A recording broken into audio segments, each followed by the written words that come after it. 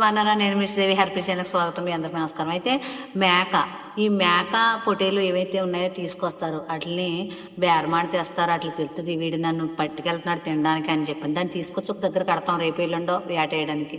అది భయం భయంగా చూస్తుంది మన అంక.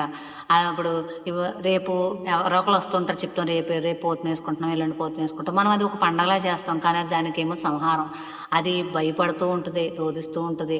అది మనం ఎలాంటి నీరో అలాంటి మాట, ఎలాంటి ఆహారమో అలాంటి మనస్సు. మనం దాని మనసు రోధించి దుఃఖించినటువంటి ఎంతో భయంకరంగా దాన్ని శిక్షించి చంపి తింటాం.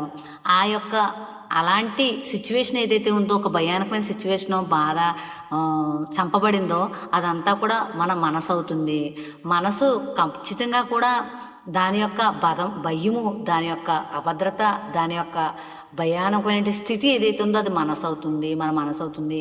చూడండి, మీరు ఎప్పుడైనానండి ఆ ఊరి నీళ్ళు పడినాయి వీడికి, ఆ ఊరి నీళ్ళు పడినాయి దీనికి అని చెప్పని అంటారు. అంటే మనం ఎలాంటి నీరు తీసుకుంటున్నామో అలాంటి మాట వస్తుంది, ఎలాంటి ఆహారం తీసుకుంటుందో అలాంటి మనసు వస్తుంది. మనం భయరహితమైనటువంటి భోజనం చేద్దాం, భాగ్యవంతమైనటువంటి ఆలోచనలు చేసుకుందాం. మనం భయానకమైనటువంటి జంతు సంహారమైనటువంటి భయానకమైన భోజనాలు అంటే తినేవారిని తప్పని కాదు. మీరు నా ఈ ఛానల్ ముందుకి గెంటేయకండి, ఒక నిమిషం ఆలోచించండి. కనీసం వారానికి 1, 2, 3 రోజులైనా పెట్టుకోండి. ఎందుకంటే కొన్ని కులాల వారు, కొన్ని వృత్తుల వారు ఉంటారు కదా, మనం నియమాలు పెట్టుకోవడం వల్ల దాని మీద ఇంట్రెస్ట్ తగ్గుతుంది. మనం కొన్నిటిని చంపడం మానేస్తాం. ఎందుకని చెప్తున్నట్టు ఇప్పుడు అది ఇదేం లేదు. చాలామంది మా ఆయన గారు అంటారు, పై వాళ్ళే తినేస్తున్నారు, మనం ఏంటి, నేను చాలాసార్లు అవాయిడ్ చేస్తూ ఉంటాను. నేను ఎందుకు చెప్తున్నట్టు వినండి. మనం మంచి భోజనం తీసుకుందాం, మంచి మనసు కలిగి ఉందాం.